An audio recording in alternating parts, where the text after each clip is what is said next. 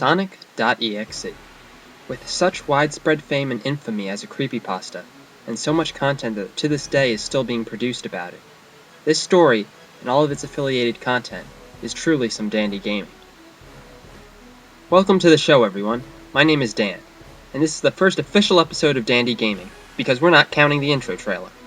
Now, I know from observation that running into the comments of a video about creepypastas and exclaiming that Sonic.exe is the best creepypasta ever written is probably the single most effective way most of us on the internet have to try and ignite World War III. It's incredibly polarizing, to say the least. Whereas many people think it's one of the best video game creepypastas ever, and others believe it to be the very worst. Either way, neither side can dispute that it has had heavy influence on the video game creepypasta scene. Now naturally, I've been keeping a neutral tone about the story, so you may want to know my opinion. Examining Sonic.exe as a story alone, without any of the fan art, fan-made games, or any other dandy gaming involved, I have to say, it's pretty bad. Now hands off that keyboard. I'm analyzing it as a story, since I'm a writer myself. I'm not saying that you should feel bad if you were scared by it. I'm just saying that overall, it was poorly written. Nothing in the story really adds up. A lot of details are just thrown in randomly without any relevance to the story. I could maybe groan and forgive this if the author was just trying to throw nightmare fuel on the fire. But the random notes that he's including aren't even scary, or not even trying to be scary. Ultimately, the thing that kills the story the most is the protagonist. I find myself taken out of the story several times because this guy has no normal reaction to anything.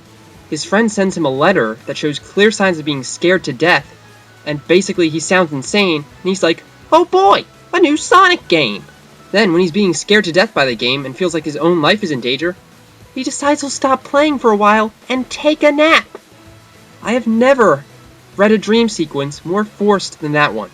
It kills the entire atmosphere and the entire tone, and the only thing I'm really scared of is, can a person like this truly exist? Now here's a little fun secret. I'm going to be starting a regular thing on Fridays called Freaky Fridays, where I read gaming creepypastas and tell you what I think about them.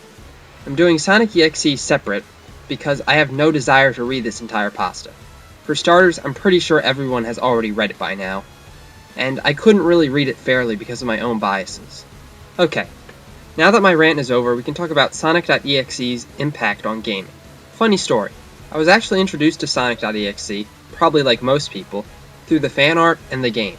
This probably is what led to my imminent disappointment with the story. If you're skittish, don't worry. None of the fan art will be popping up on the screen at any time, even the regular that shows up in the game. It's easy enough to look up on your own anyway. As I said, I have in the background right now a silent run-through of the game, which actually destroys most of the fear that the game can induce since a lot of the stuff is done through sound. So if you're a straggler and still haven't played it or watched a playthrough, you should do that. I'm also going to have some other versions of the game playing as well. And you did hear that right. There are multiple versions of this game, although don't get too excited. Most of them are really just extended endings and more Japanese text. However, something cool that is done in each version is the hiding of Easter eggs. Hiding's a strong word for it because they're usually in the same spot every time, and Easter eggs is also a little too heavy because they're usually just memes that are placed into the game. However, in the more recent versions, they added a special Easter egg. If you don't know about the new Knuckles Easter egg, I want to get a little freaked out, although I don't advise it if you have a history of seizures. Pause the video and go play that now. So here's how it is for everybody else.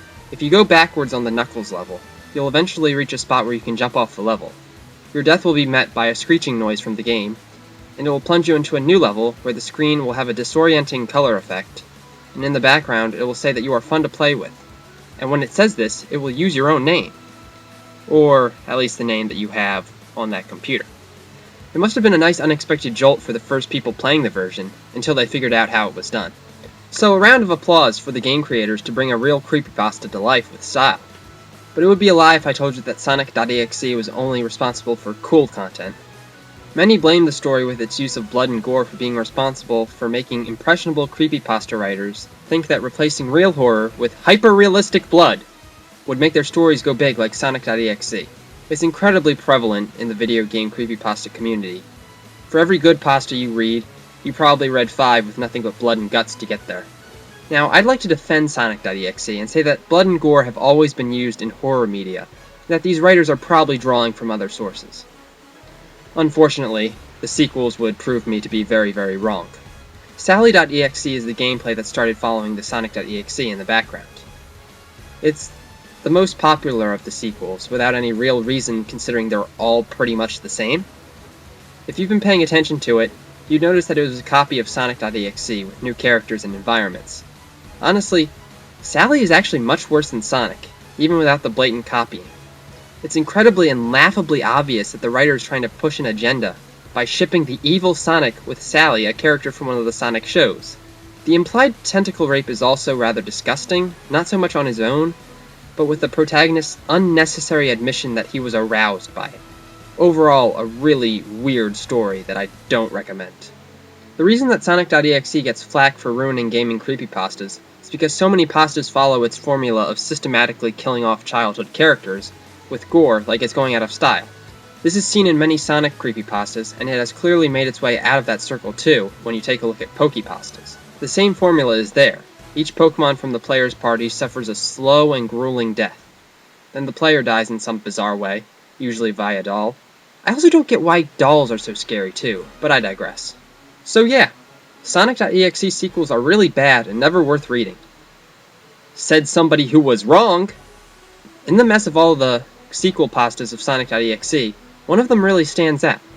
It's called Anti-Sonic DLL, and I'm going to link it in the description in case you want to read it.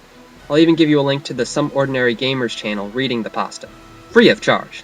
I won't be reading this in any Freaky Fridays, mostly because it's too long and it doesn't read like a regular pasta. So I'd like you guys to read it before I go on a refresher. Okay, so here's the refresher for those who read, and the synopsis for those who didn't listen to me and didn't bother to. Anti-Sonic.dll is about a guy who's been playing Sonic.exe, and things start acting bizarre.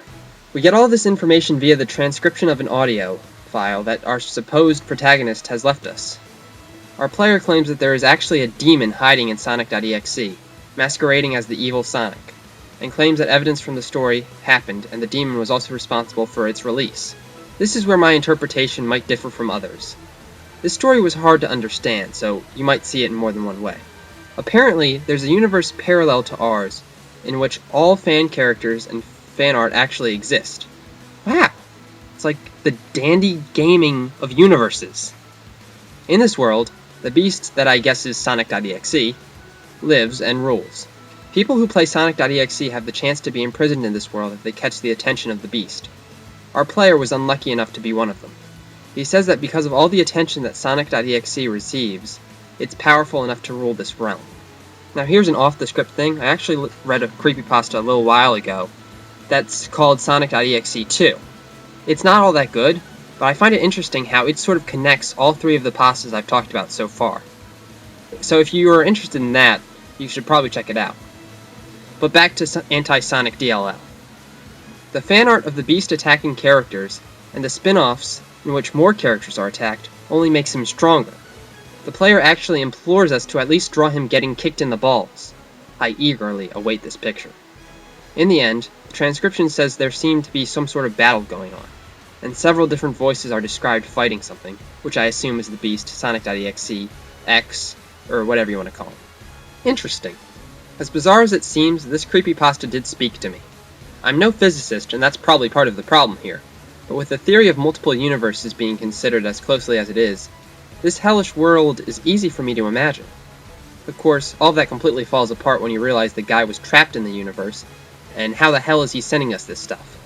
And how do people just cross over in and out of this world? Many, many plot holes, both literary and physical.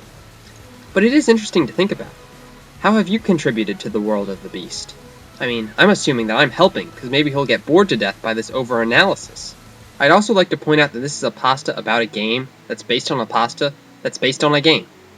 So I am basically destined to love this story, simply because it takes the world of dandy gaming deeper than it's ever gotten before. So that's Sonic.exe, a story and culture that's managed to captivate so much of the gaming community and produce so much content of its own.